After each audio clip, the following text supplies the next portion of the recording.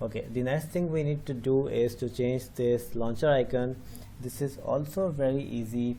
First we have to download a launcher icon. This is a great website for making app logos, and here you can select any app icon. This link is in the description so that you can make awesome launcher icons. You can also upload an image. If I select an image, here we have this image, and we can change the background color, or you can do anything you like. Another option is to select any icon from this list, and another icon is to make a text. So this is very simple, very easy. I'm gonna make a very simple icon, and I am going to choose this icon, and let's add some decoration for this icon. I am going to make the background orange, which looks better. And here we have effects. We can choose elevate and cast shadow. You see the shadows here, and score. I like cast shadow, and keep the name as it is, and click download.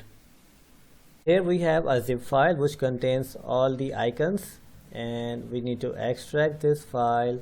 Here you just need to copy these folders. Copy this folder and go to the VS Code, and here inside the Android app, src, main and res folder, we have all these folders. Right click on the res and click reveal in the file explorer, then go inside the res folder. So you just need to paste the files which we just copied from our download folder. If you go inside the mipmap HDPI folder, this is the smallest icon for small devices, and this is for the medium devices, MDPI, and so on. We have the highest pixel icon in this XXX HDPI folder. And now we just have to stop our application, and we have to build our application again. So just press F5. So our application is ready and it is launching. And so I am going to minimize the app, and I am going to search hello Flutter.